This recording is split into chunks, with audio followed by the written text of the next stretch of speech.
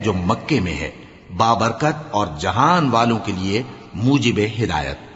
اس میں کھلی ہوئی نشانیاں ہیں، جن میں سے ایک ابراہیم کے کھڑے ہونے کی جگہ ہے۔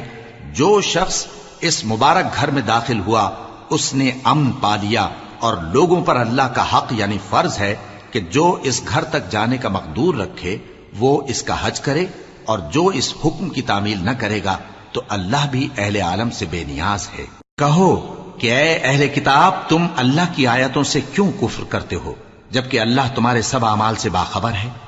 کہو کہ اے اہل کتاب، تم مومنوں کو اللہ کے رستے سے کیوں روکتے ہو، اور باوجود کہ تم اس سے واقف ہو اس میں کجی نکالتے ہو، اور اللہ تمہارے کرتوتوں سے بے خبر نہیں؟ مومنو، اگر تم اہل کتاب کے کسی فریق کا کہا مان لو گے تو وہ تمہیں ایمان لانے کے بعد کافر بنا دیں گے، اور تم کیوں کر کفر کرو گے جبکہ تم کو اللہ کی آیتیں پڑھ پڑھ کر سنائی جاتی ہیں